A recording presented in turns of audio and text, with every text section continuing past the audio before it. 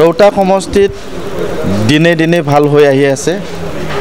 ৰৌতা সমষ্টি আৰু পুনৰ আজি ভাল এটা বাৰ্তা ৰৌতা সমষ্টিৰ কাৰণে, কাৰণ ৰৌতা সমষ্টিত বহু ব্যক্তি এতিয়া আমাৰ দলত জইন কৰিবলৈ ৰাতি 11টা বজালৈকে UPPL দলত জইন কৰিবলৈ আহিছে। মই তেখেতসকলক স্বাগতম জনাইছোঁ।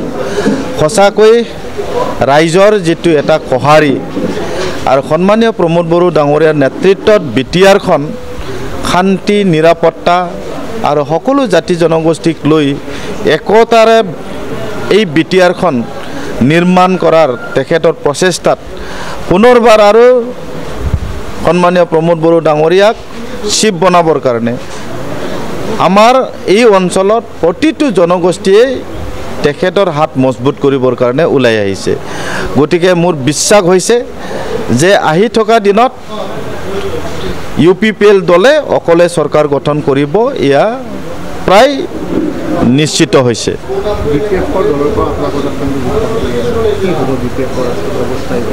BPFৰ পৰা বহুত নেতাবিলাক আমাৰ তাত জইন হৈছে, কাৰণ তেখেতসকলে গম পাইছে BPFৰ শীৰ্ষ নেতৃত্বত হাগ্ৰামাৰ লগত লেফ্ট ৰাইট থকা ব্যক্তিসকলে যদি হাগ্ৰামাৰ সংঘ এৰিছে, গতিকে আজি এই ব্লক কমিটিবিলাকত থকা লিডাৰবিলাকে গম পাইছে চন্দন ব্ৰহ্মই হওক, খাম্ফা বৰগোহাঁই হওক, হিতেশ বসুমতাৰী হওক, হেমেন্দ্ৰনাথ ব্ৰহ্মই হওক, নেৰচন বড়োই হওক, তেনেকুৱা বহুত নেতা হাগ্ৰামাৰ যিটো এটা চৰকাৰ চলোৱাই হওক, পাৰ্টি চলোৱাই হওক, তেখেতৰ যিটো এটা নীতি, সেই নীতিটো ভাল নাপায়।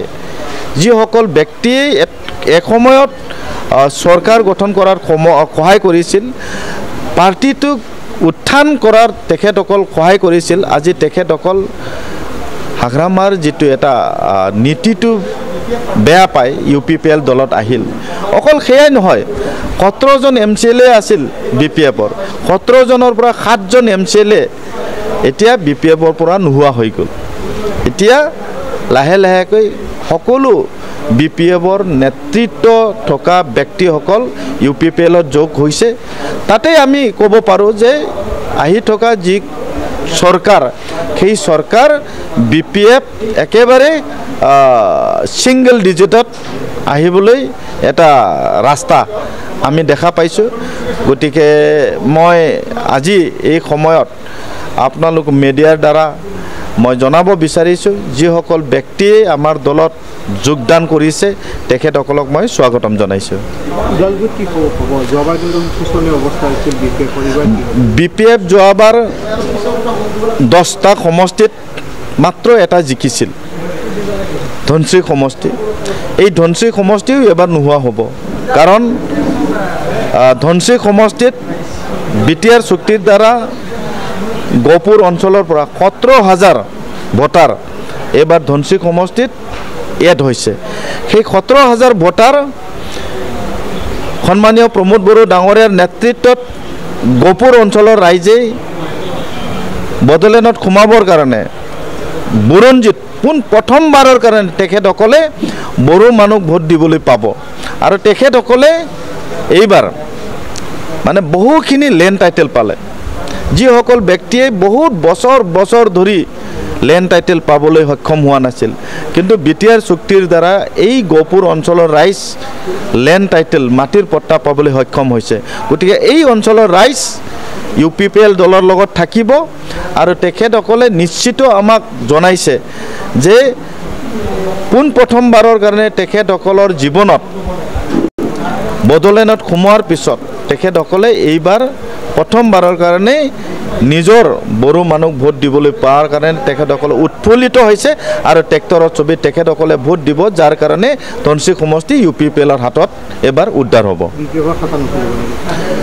তেনেকুৱাই ক'ব লাগিব, BPFৰ খাতা এইবাৰ ওদালগুৰিত নহ'ব, এই কথাটো আমি দেখা পাইছোঁ।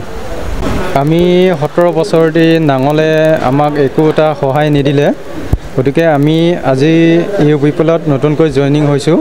গতিকে আমাৰ ছাৰে আমাক ভাল কাম কৰি আছে, গতিকে আমাকো ভাল আমাৰ কাম আমাক ভাল কাম দি আছে গতিকে আমি ছাৰক আমি বিচাৰোঁ জয় হোৱাটো সেইখিনি বিচাৰোঁ বিধায়ক স্বৰূপ বড়োকে প্ৰাৰ্থী কৰিছে কি হ'ব তেখেতৰতো ফলাফল ইমান ভাল নহ'ব আমাৰ নীলোৎ শইকীয়া ছাৰে ভাল ৰিজাল্ট কৰিব গতিকে আমি তেখেতক জয় হোৱাটোই বিচাৰোঁ মই আগতে BPF-ৰ আছিলোঁ বৰ্তমান UPPলৈ আহিছোঁ নিয়ম নীতিৰ এটা ভাল দেখি ইয়াত যোগদান কৰিলোঁ আহি দেখা পোৱা গৈছে ইয়াততো BPF-ৰ বিধায়কগৰাকী প্ৰাৰ্থী দিছে আপুনি কিয় এই UPPলৈ ভাবিছোঁ মই UPPLৰ হেৰিটো ভাল হ'ব ৰিজাল্টটো ফলাফল সেইটো চাই আহিছোঁ